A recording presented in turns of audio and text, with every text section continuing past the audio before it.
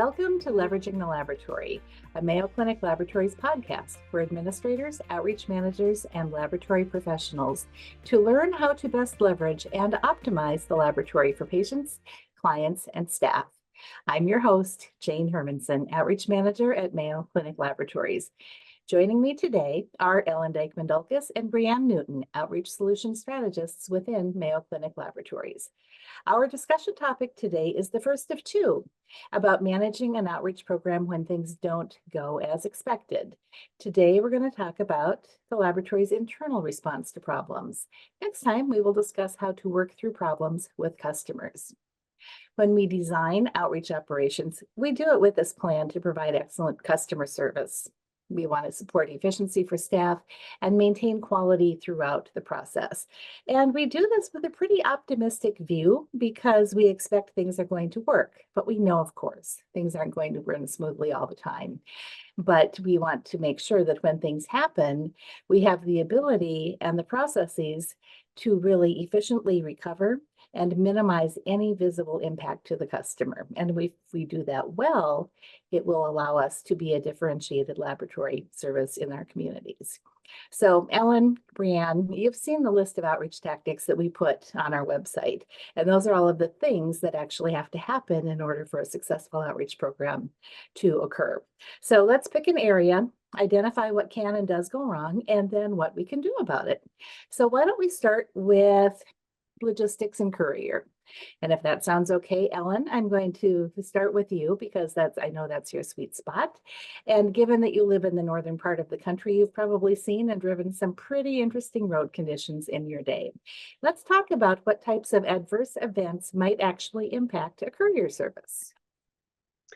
Yeah, the Northeast certainly has a whole lot of issues that happen. And I'd say the number one thing, Jane, for the win is weather. Inevitably, there's all kinds of weather issues. And lately, we've been having a whole lot of tornado issues, which is not really something we haven't in the Northeast. But Brianne, you have big issues with tornadoes down there in Texas. But weather is inevitably an issue. And in the winter months, clients are really used to having routes canceled.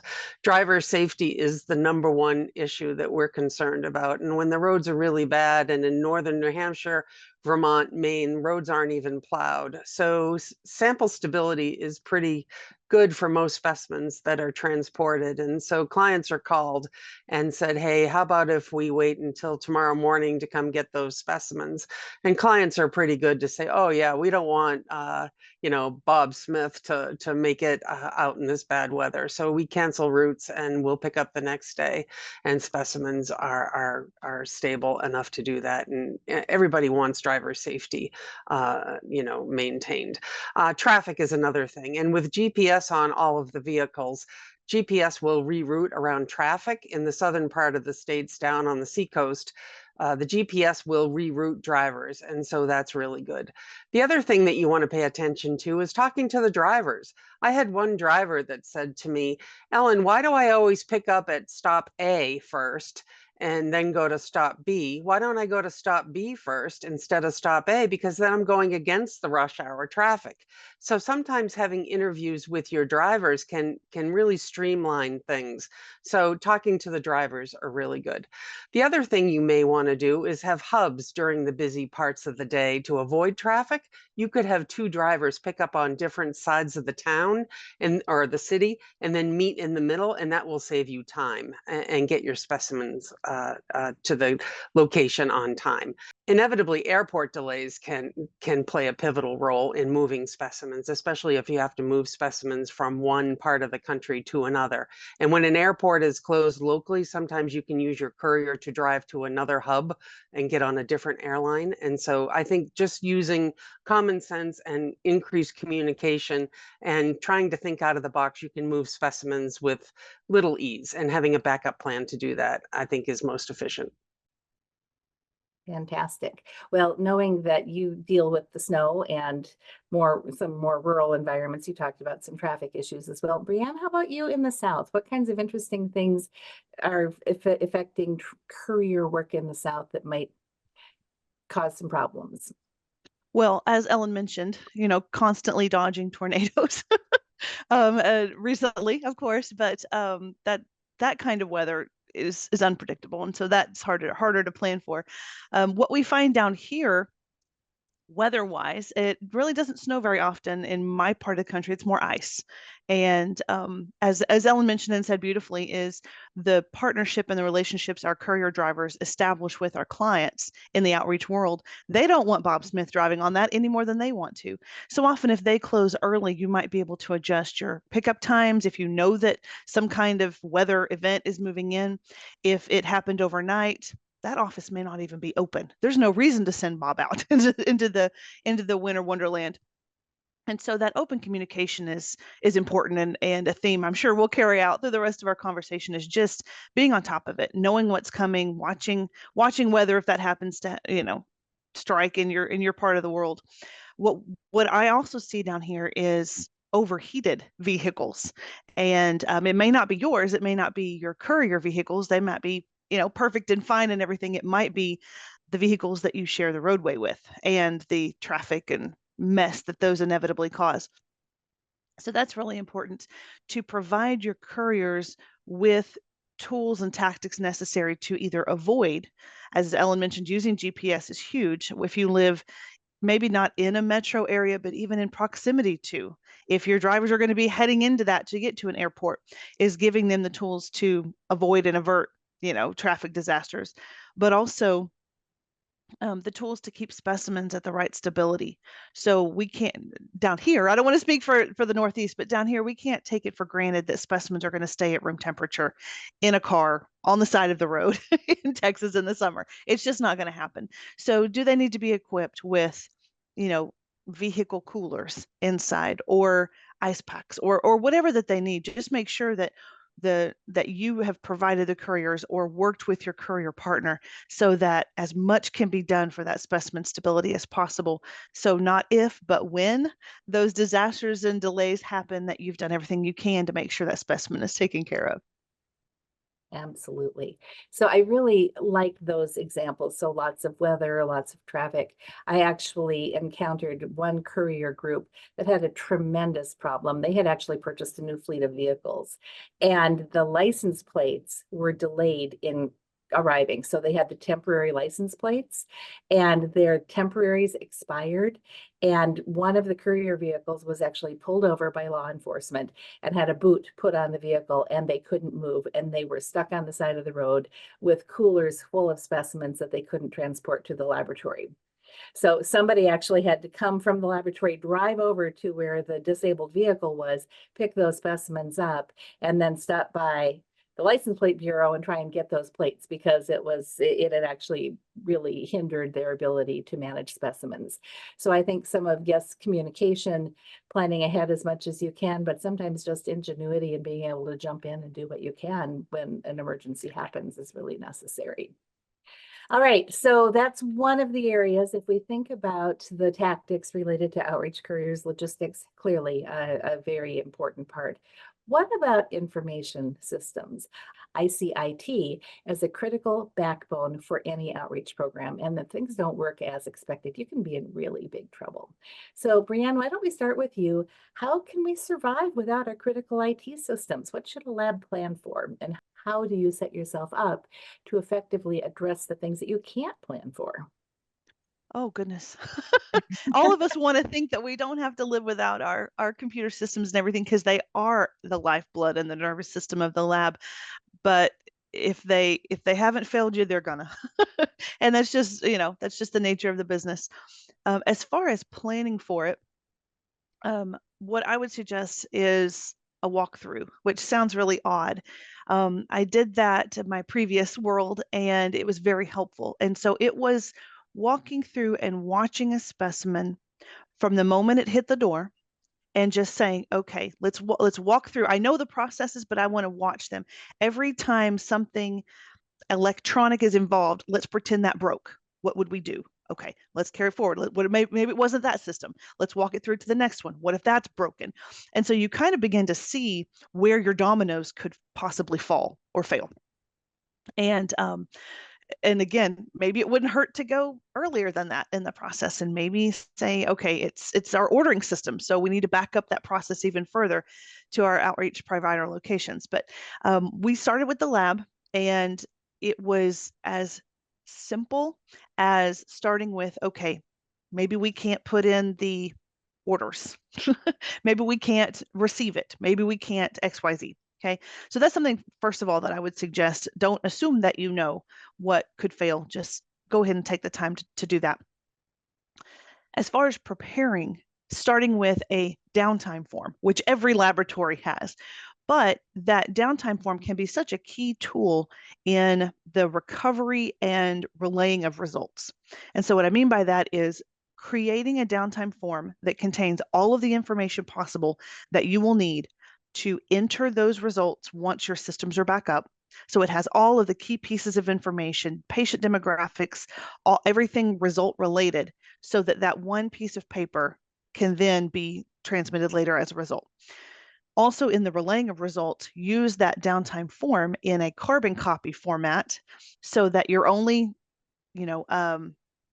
recording down results once, but the carbon copy can then be the result that you provide to your outreach customer. So it has everything on it that they would need to understand. So that's a big one. When your systems fail, oftentimes, at least I did, and I know many of my clients do, we keep our outreach program information electronic.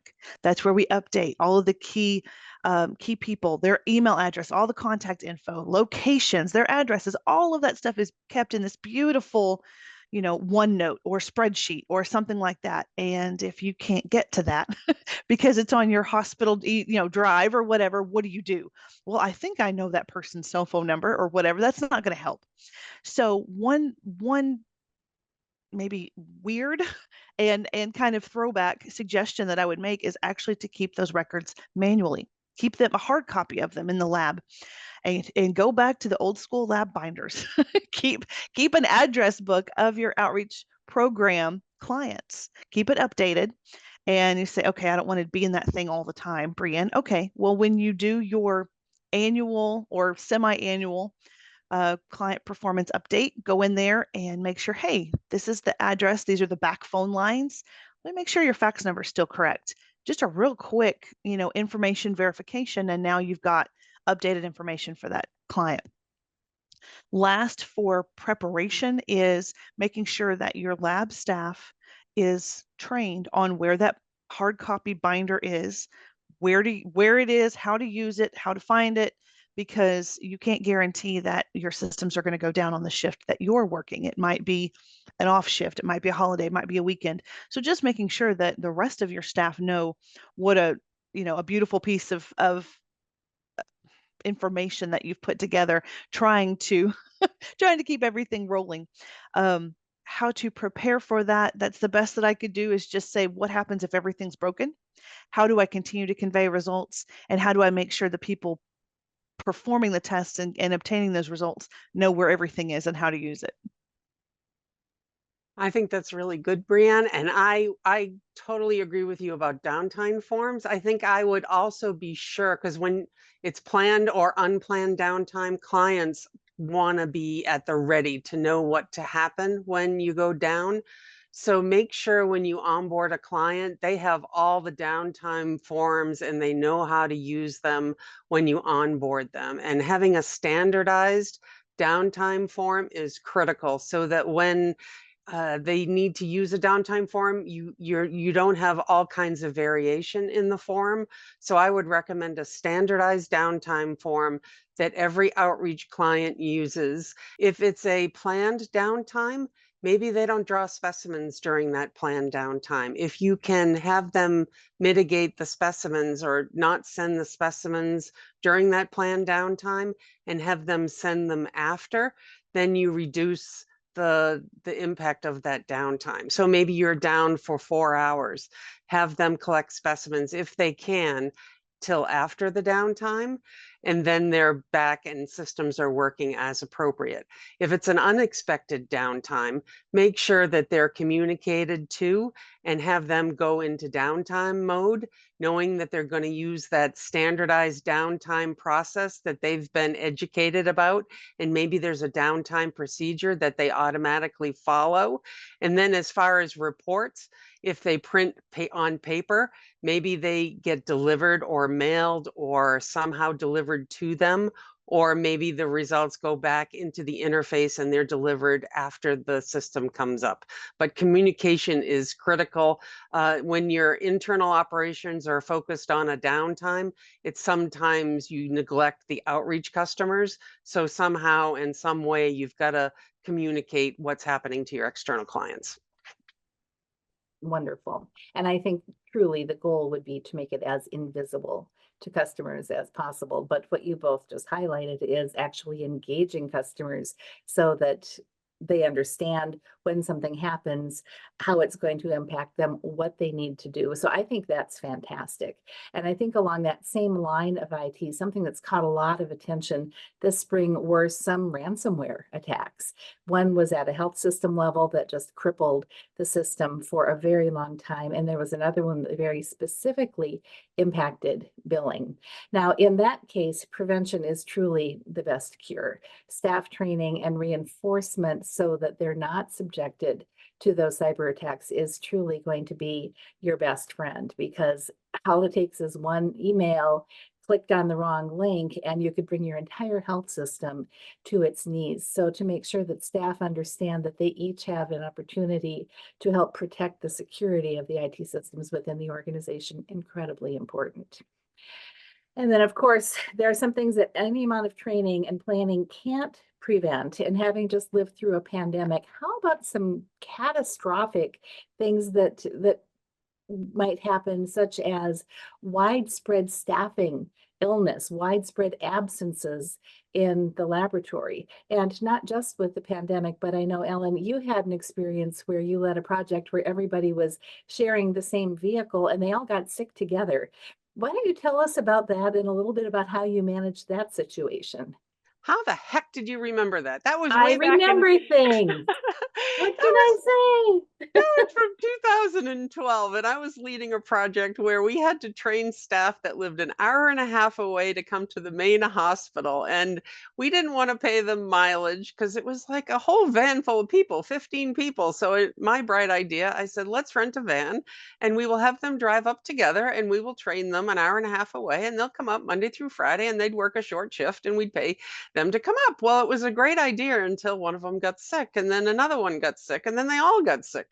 And so we said, okay, now what do we do? So we we lost our staff. We had them stay home and we had them get recover, and we sanitized the van and we took care of them. But it does happen, and that was a risk of that. So you got to take care of your people and safety first. And it just happened, and we delayed their training for a week while they all recovered. But it was a story, and they never let me let me forget what happened in the van. I never let you forget either. It was a great story. So, Brianne, how about you? You've had to keep the lights on through storms as well. Tell me about your experiences or any solutions you had. Oh, for sure, for sure. And Ellen, it's always the best ideas that come back to bite us, isn't it? Yeah. So staff illness is just, you're right. It's something that can just cripple a department, cripple your lab services. And the best advice or something that worked well for me is taking a look at your outreach work and assuming that you've already shifted staff to accommodate your inpatient work. Okay, so let's just say that's a given. You take a look at your outreach work, your outpatient work that's coming in, is how much of this can be delayed, intentionally delayed. We don't like that word. We don't like that phrase. We don't like that idea, but this is an emergency. So we're thinking outside the box. The bulk of any outreach programs work is going to be routine. Okay. They may or may not be expecting results later that afternoon, that evening, maybe the next day. So take care of the stats that come in from your outreach clients. they're stat, there's a reason that they are. But taking a look at your staffing levels, let's say that your first shift is the bulk of where all the illness is. That's where you've got holes. You've shifted, you've accommodated, we're stretching people thin. We do what we have to do to take care of. And maybe first shift is where the bulk of your courier drop-offs for your specimens are, or maybe that outages over into second shift. However, your third shift staff is intact and they're not sick yet. So taking that and delaying or postponing the testing on your outreach work and stretch it over and shift it over to that third shift could help you possibly just continue operations. Going back to that importance of communication, it would never hurt to reach out to your clients to say, hey, I just want to let you know we're extremely short-staffed. We will get your stuff done. You will have it by tomorrow. I know that you typically receive it, by end of business today, but I just kind of want to let you know the situation we're working under. We've got it. We're going to get it done, but it won't be there until in the morning. So whatever that script needs to be, but just letting them know. And you mentioned earlier, Jane, how do we keep this invisible from our clients? And, as wonderful as an idea that is, sometimes that's not practical.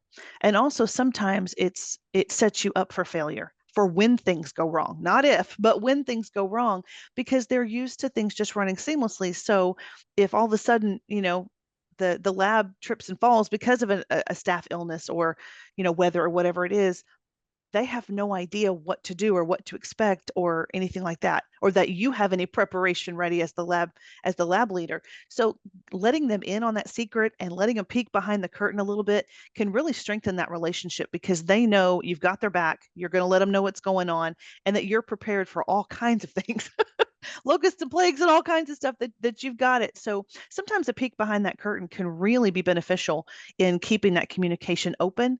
And let's not all pretend that everything's fine when it's not. I think that's a fantastic point. So truly, if you treat your customers like a partner, you're their partner in caring for their patients, they deal with the same stresses and challenges that we do. So sometimes just becoming human really levels that playing field and puts us all on the same side. So I think those are great points. And you know what, guys? Guess what? We're actually at the end of our time already. I think we could talk about these topics all day long, because this is the war story. These are the things we've all lived through. But I think that when we consider working with our clients, working with our outreach programs, working with our staff, key is planning. Ensuring safety of patients, safety of employees, those are paramount. And then after that, we just do what we can. And I like to close with a rapid fire question. So I'll start with Ellen.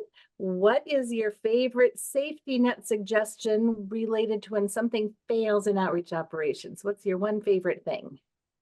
Safety first. The rest we'll figure out through communication and putting the patient care at the first of all we do. Perfect. Brianne, how about you? Mine is keep that binder handy. So outreach clients know what's going on. You know how to get a hold of them. And even if it's to let them know, hey, a result's not coming right now, but we got you. Go ahead and keep that information handy in a paper form. And I guess mine would be pay attention to things like deadlines and don't let your license plates expire and get stuck on the side of the road. So truly, thank you to both of you. We've discussed some of those worst case scenario items that can impact lab outreach operations and the testing lab too. So hopefully our audience has learned some new solutions to some old problems. So thanks again, guys. I really appreciate it. And thank you for listening to Leveraging the Laboratory, a podcast from Mayo Clinic Laboratories. If you've enjoyed this podcast, please subscribe. And until next time, we encourage you to continue to promote your community-based hospital laboratory. The needs of the patient come first.